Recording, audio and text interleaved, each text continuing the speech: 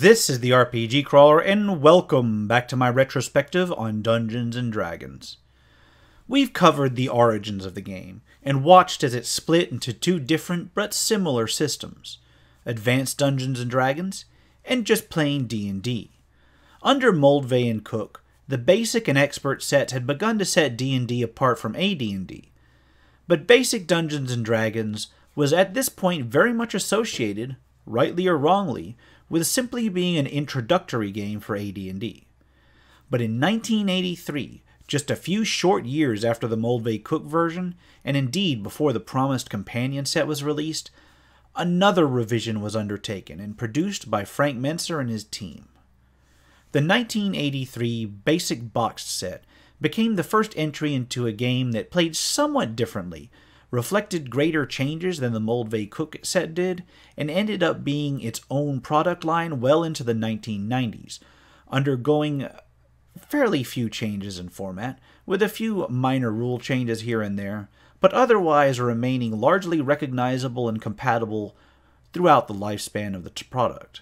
And this is where this tale gets personal, because my first experience with Dungeons & Dragons consisted of the classic basic red box, and though my players would largely demand other editions when I did find a group in those days, I still maintained some fascination with the BECMI rule set throughout the length of its product line, and it still holds a fond place in the otherwise empty pit of my heart to this very day.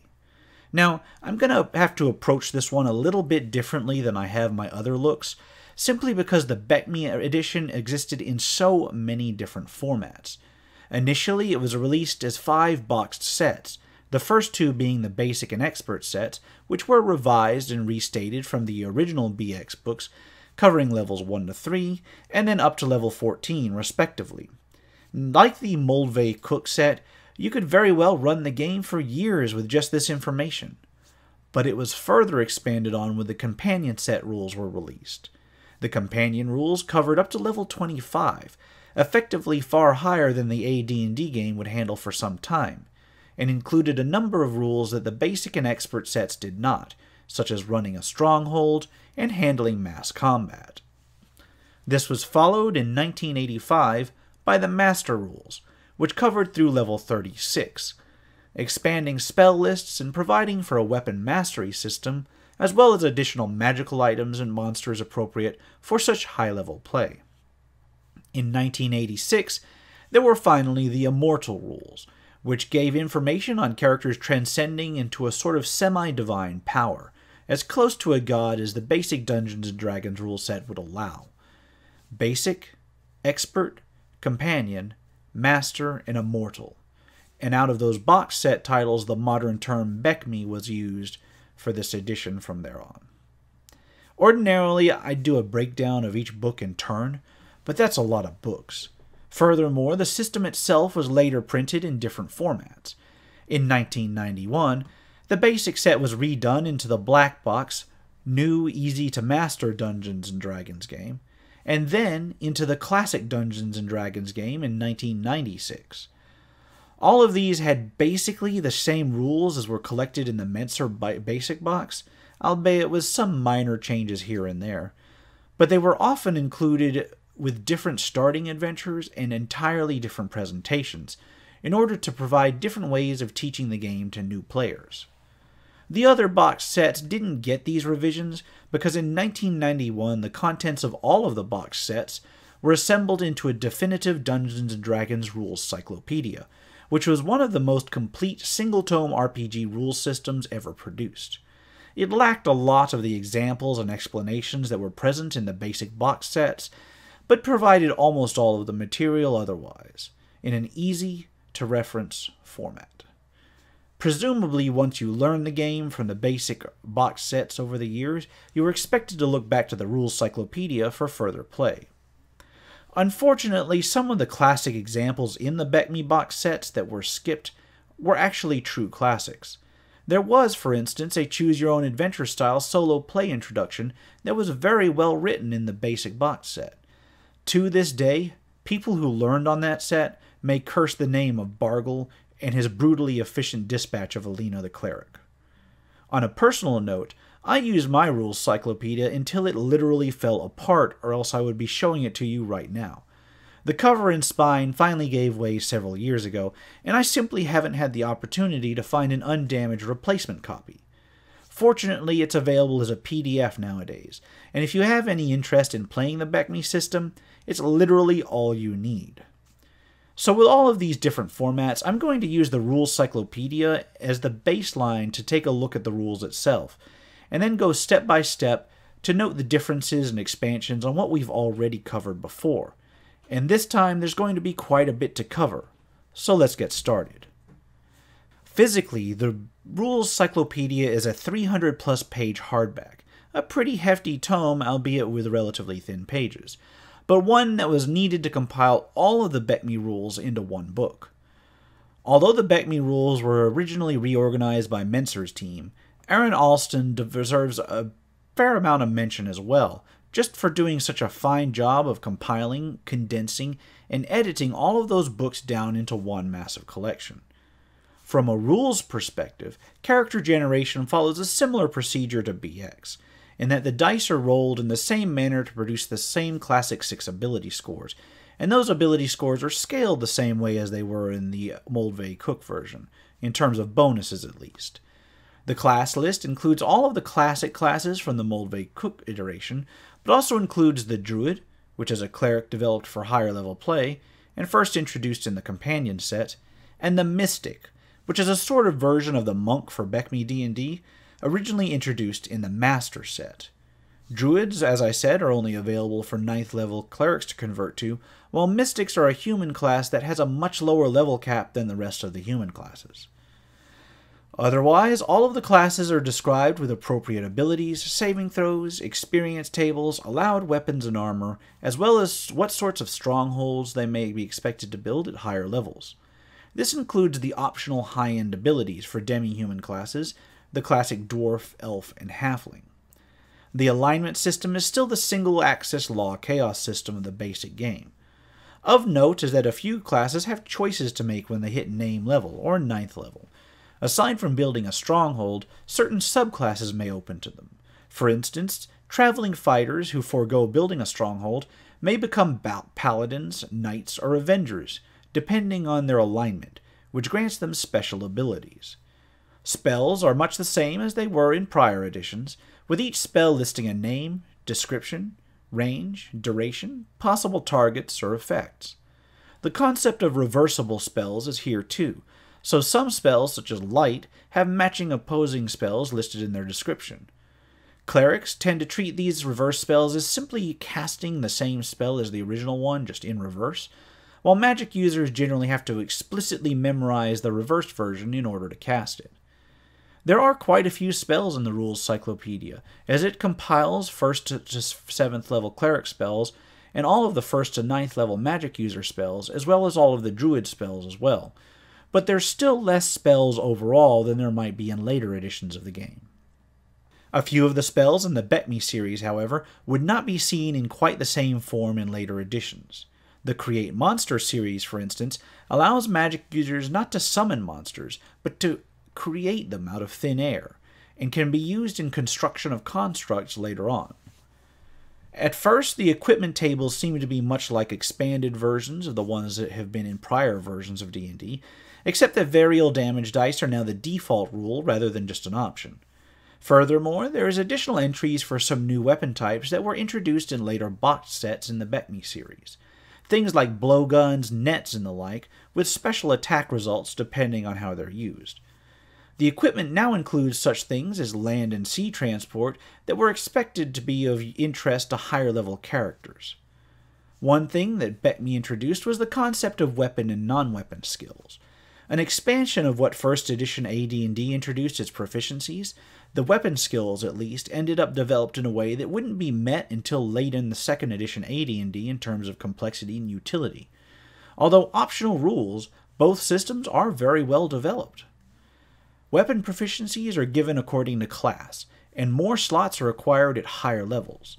They range over several levels from unskilled, then basic, to grandmaster, with each new level requiring more than simple training, but also time and a teacher to teach you the skills, which can limit a character from simply obtaining Grand Mastery just by pouring slots into it. Additional skill levels may provide bonuses to hit, expanded damage dice, improved range, as well as other abilities such as enhanced armor class and stunning attacks, as well as other special options. While this requires extensive additional charts, it ends up providing real differences between the efficiency of different weapons at higher levels of skill, thus somewhat alleviating the problem of all fighters simply taking the same weapon type throughout the game. Basic skills are somewhat more like non-weapon proficiency from late AD&D and in 2nd edition AD&D, where each character gets slots according to level and class, and simply selects skills, with each skill being associated with a particular ability score. It's a simple system compared to the weapon skills, but one which does a fair job modeling non-adventuring skills. Movement and timekeeping is almost identical to how it was handled in the BX era, with rates given in overland and encounter movement, ranges varying between feet and yards based on whether characters are inside or outside. In this version, rounds are considered 10 seconds long, while turns are 10 minutes long. Rules are given from overland travel and getting lost in the wilds, as well as navigating by ship or by air. Pretty much any sort of transport you could want from a globe-trotting adventurer. Encounters and combat are largely handled as they were in BX, with appropriate reaction rolls to see how a monster group might react, rules for evading monsters if the players want to evade an encounter, example tables for wandering monsters in a variety of terrains and dungeon levels, and so on and so forth. Initiative still uses D6s in this version, although individual initiative can be calculated as an optional rule. Morale rules are still in effect, so creatures may just decide to flee if they're getting beaten badly. There are, however, combat maneuvers in BECMI, not only including the optional attacks given for high weapon skill, but also such things as setting spears versus charge, executing a fighting withdrawal, and so forth. Fighters also get additional options on top of those, available at 9th level and up, such as a smash attack that deals incredible damage, parrying and disarm, and so forth. This not only formalizes many options a character may want to pursue in battle, but also relegates them to classes that otherwise don't have a lot going for them at higher levels, helping to somewhat balance them out, making them stand out more from the basic magic user when in general melee.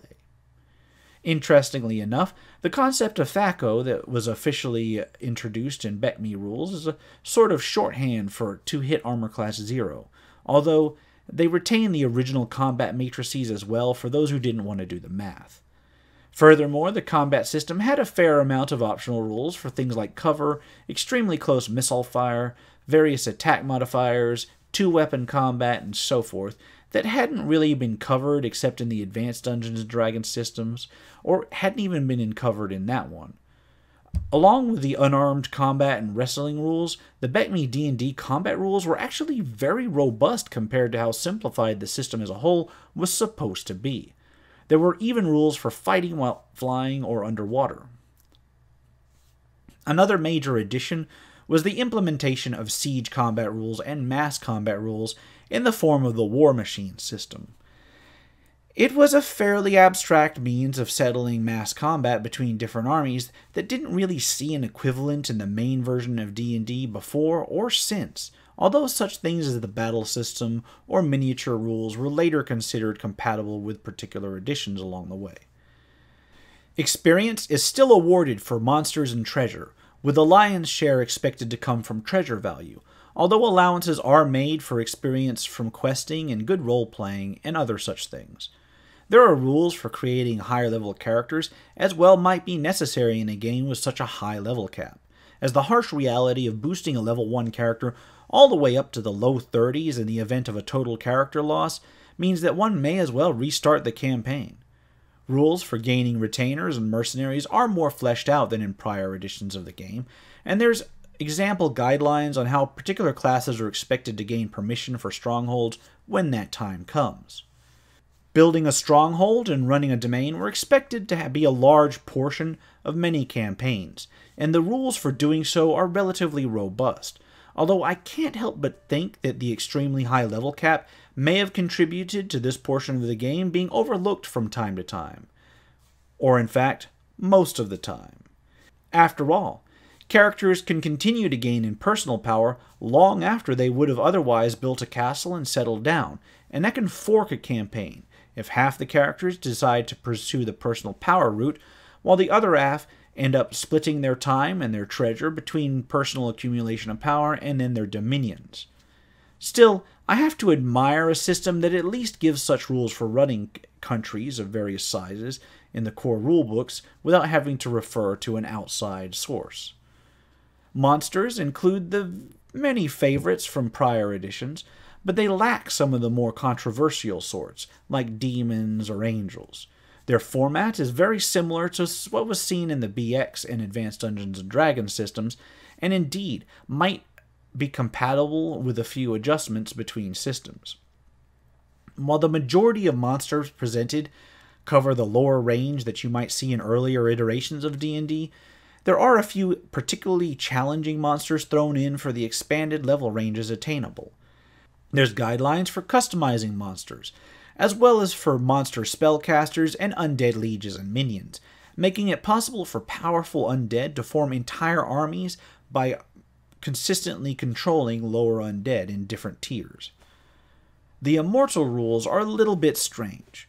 Instead of gods, the BECMI D&D system uses immortals and powers divided into different spheres, and at the point of the game where you need hard and fast rules for immortals, you're quickly transcending what rules can actually describe. The Immortals box set, being the I in BECMI, does cover rules for characters becoming immortals and challenges and stories that might be fitting for such characters, but the overall rules as presented in the Cyclopedia span only a few pages. I guess this is fitting because honestly, the journey to attaining such power is probably more rewarding to play than actually exercising it. As for treasure, the treasure tables by type make a reappearance in this particular edition, and magical items are much the same as we've come to expect from any basic D&D game, although BECMI D&D retains the format of swords and other weapons, occasionally having flat bonuses, then an additional bonus against creatures of a particular type, such as a sword +1, +3 versus lycanthropes. Of note is that BECMI D&D magic items tend to be simpler than their AD&D counterparts, and there were less of them. And honestly, a number of classics were either missing or changed drastically for the BECMI rule set. However, with the simplified system that BECMI presented, converting items from other sources, say AD&D or legacy versions of D&D itself, wasn't usually that difficult. A lot of times you just have to knock off extra abilities and just go with one or two to define the item. The treasure rules do provide an entire section for magic users and clerics to design and build additional magic items, and this goes so far as to include items you wouldn't normally find in treasure, such as magical strongholds and constructs and golems and the like. The rules, while simple, are there, and open-ended enough to allow for almost any type of item, construct, building, or the like to be constructed, giving construction time and cost involved at every level.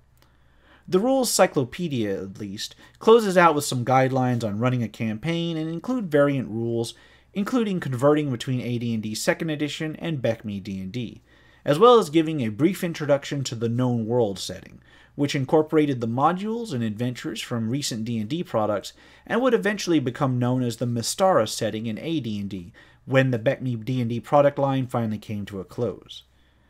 BECMI D&D is often overlooked by modern players of Dungeons & Dragons who focus on the development of AD&D and its subsequent iterations, but is also sometimes overlooked by retro RPG fans, who tend to focus on the older BX or white box rule sets and their retro clones. But the classic red box, and to a lesser extent the later black box versions of the basic rules, introduced a large number of people to role-playing in general, and to this day serve as a template for effective beginners boxes, such that their methods of introducing new players to the concept of RPGs are still visible in the starter boxes of other systems. Whether acquired as a number of box sets or through a single rules cyclopedia tome, the BECMI version of D&D remains one of the more robust game systems produced. And even to this day, while the various D20 derivative systems might have had splat book after splat book of extra options to advance character power produced, Few had such a well-developed set of options for character activities that were not directly related to combat, all in the main rule set, whether they be developing magic items, building a stronghold, running a domain, or even ascending to immortality. And I have to look beyond the major publishers to find systems that offer such options in a single book, like the Rules Cyclopedia did. And yet, with all of the different rules options provided in the complete system, the rules themselves are relatively simple. There's not a lot of rules minutiae, as you might have seen in AD&D, where very specific circumstances might provide vastly different rules outcomes. This has resulted in a sort of weird feel that even though it's potentially more robust in terms of systems covered, BECMI actually feels like a lighter rule set overall than AD&D was at the time.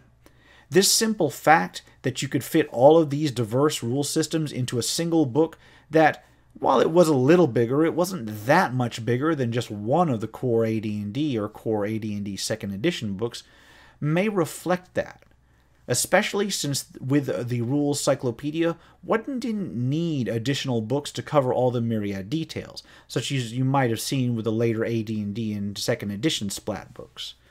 It's true that BECMI D&D did begin to represent the sort of build-up of character power that would set the stage for modern iterations of the game, and their shift of focus.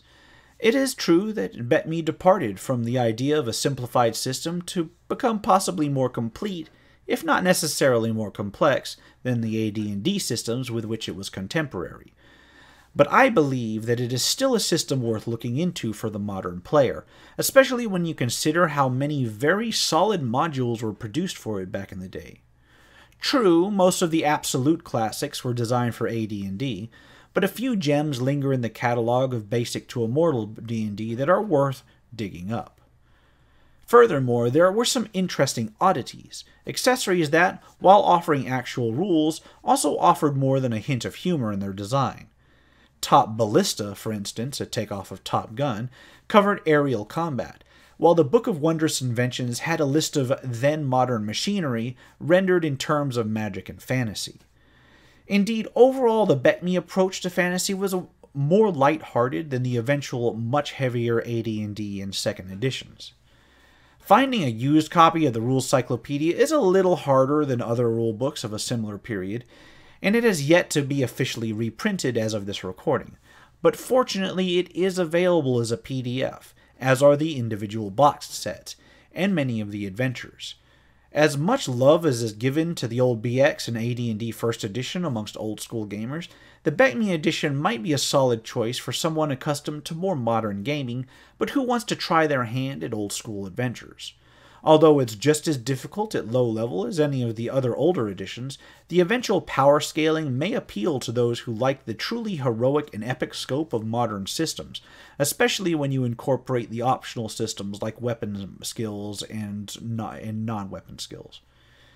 I personally count BECMI among my favorite editions, preferring it even over the prior BX version, although whether this is because of nostalgia or a genuine appreciation for the completeness of the system, I can't really say.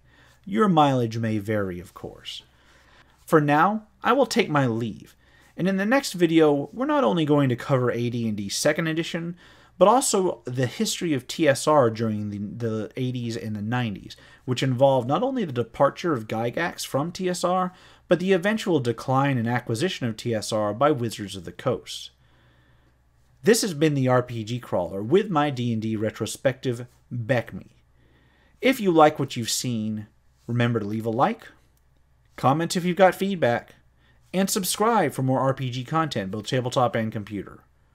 Until next time, take care and goodbye.